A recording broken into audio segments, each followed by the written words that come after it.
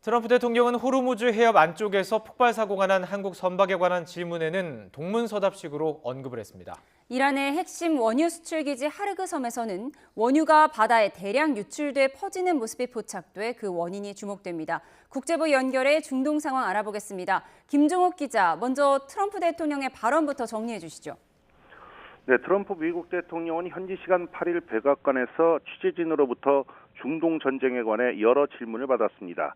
그중 하나는 한국 선박이 이란에 공격당했다고 트럼프 대통령이 말했지만 이란은 그걸 부인했다는 건데요. 최근 호르무즈 해협에 정박해 있다가 불이 난 한국 벌크 화물선 HMM 나무호에 관한 질문인데 엉뚱하게도 자신은 한국을 사랑한다고 답했습니다. 질문 내용을 제대로 이해하지 못한 채 던진 대답일 가능성이 큽니다. 왜냐하면 트럼프 대통령은 앞서 지난 4일 나무호가 미국이 군사력을 동원해 해협에 갇힌 제3국 선박들을 빼내는 해방 프로젝트에 동참하지 않고 단독으로 행동하다가 이란의 공격을 받았다고 주장했습니다. 이와 함께 호르무즈 상황에 관한 한국의 기여를 압박해오더니 갑자기 한국을 사랑한다고 말한 건 이런 맥락상 앞뒤가 맞지 않습니다. 네, 이번엔 이란 원유 유출 상황 알아보겠습니다. 얼마나 유출이 된 건가요? 네, 일단 원유 유출이 포착된 해역은 하르그 섬 서쪽입니다. 글로벌 석유 유출 감시 서비스 오비털 EOS는 현지 시간 7일 기준 위성 사진에 포착된 해상 오염 면적은 50여 제곱킬로미터, 원유 유출 규모는 3천여 배럴로 추정한다고 미국 일간 뉴욕타임스가 보도했습니다.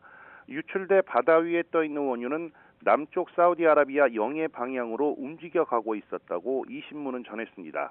이란 국영 매체들은 이번 유출을 보도하지 않았고 이란 외무부도 기사에 대한 논평 요청에 아직 응하지 않았습니다.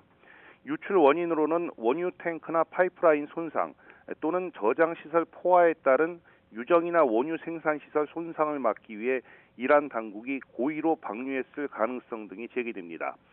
그동안 트럼프 대통령은 이란 해상 봉쇄가 계속되면 이란이 원유를 수출할 수 없어 원유 저장 시설이 포화 상태가 될 거라고 경고했습니다. 그러면서 해상 봉쇄가 이란이 협상장에 나오게 하는 지렛대가 될 거라고 주장해 왔습니다. 네, 이란 지도부 내 균열은 없는지, 최고 지도자 모스타바의 영향력이 어느 정도인지 관심인데 모스타바가 중요한 역할을 하고 있다는 분석이 있었다고요? 네, 이란 최고 지도자 모즈타바 하메네이가 전쟁 전략 수립에 중요한 역할을 하는 것으로 미국 정보 당국이 판단하고 있다고 CNN 방송이 전했습니다. CNN은 익명의 정보기관 소식통들을 인용해 이렇게 전했습니다. 결정을 내리는 권위가 정확히 어디 있는지는 여전히 명확치 않지만 모즈타바가 종전협상 방향 설정에 관여하고 있을 가능성이 크다는 겁니다. 모즈타바는 앞서 지난 2월 28일 첫 공습 때 얼굴 일부와 몸통, 팔다리에 심한 화상을 입은 것으로 알려졌습니다.